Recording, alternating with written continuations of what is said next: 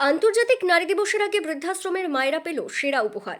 কারণ এই উপহারের মধ্যে কেবল মধ্যাহ্ন ভোজন রয়েছে তা নয়, উপহার রয়েছে অফুরন্ত ভালোবাসা, স্কুল পড়ুয়াদের অফুরন্ত ভালোবাসা, যে ভালোবাসার তুলনা হয় না।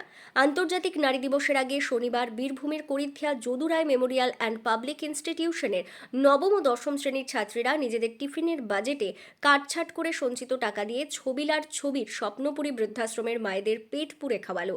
নিজেদের টিফিনের বিলাসিতাকে দূরে সরিয়ে এই সকল বৃদ্ধ মায়েদের পাশে তাদের দাঁড়ানোর যে উদ্যোগ স্বাভাবিকভাবেই প্রশংসনীয়।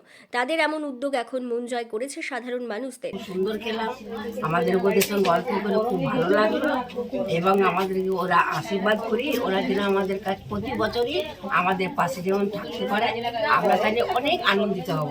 আর অনেক ভালো খাইয়েছে, আশীর্বাদ করছি ওরা অনেক বড় হয়, সুখী হোক, অনেক কিছু হোক। কিন্তু আমি তো ওদেরকে ঠাকুমা ঠাকুমা ঠাকুমা তোদের সবারই ঠাকুমা তোদের খারাপ চাইবে না। টিফিনের পয়সা বাঁচিয়ে শনিবার দুপুরে ওই স্কুলের নবম ও দশম শ্রেণীর মেয়েরা এবং স্কুলের শিক্ষকরা পৌঁছে যান ছবিলার বৃদ্ধাশ্রমে। সেখানে মায়েদের পাতে পরম যত্নে তুলে দেওয়া হয় সুস্বাদু খাবার। তারা বৃদ্ধাশ্রমের মায়েদের জন্য মেনুতে রেখেছিল ভাত, ডাল, 2 ধরনের সবজি, মাছ, মাংস এবং শেষ পাতে চাটনি ও মিষ্টি। আন্তর্জাতিক নারী দিবসের আগে এমন একটি উপহার বৃদ্ধাশ্রমের বৃদ্ধা মায়েদের তুলে দিতে পেরে খুশি পড়ুয়ারা। আজ আমরা 24 স্বপ্নপুরী আশ্রমে এসেছি ঠাকুমা দাদুদের খাওয়াতে। কেন হঠাৎ এরকম ইচ্ছা হলো? গত 2 বছর ধরে আন্তর্জাতিক নারী দিবসের দিনে আমাদের স্কুলের দিদিরা এখানে আসতো এবং ঠাকুমা দাদুদের যত্নের সাথে খাইয়ে যেত। আমরা যখন 5-6-এ পড়তাম তখন আমাদেরও মনে হতো এরকম করতাম, কিন্তু তখন স্যাররা বলতো তোমরা 9-10-এ ওঠো, তখন তোমাদেরকেও নিয়ে যাওয়া হবে।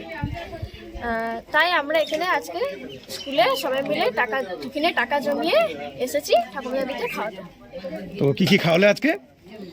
আজ আমরা ভাত, ডাল, 2 রকম সবজি, মাছ, যারা চিকেন খায় না তাদের মাছ দেওয়া হলো, আর চাটনি আর মিষ্টি। স্কুলের ছাত্রীদের এমন মানবিক কাজের প্রশংসায় পঞ্চমুখ সকলেই।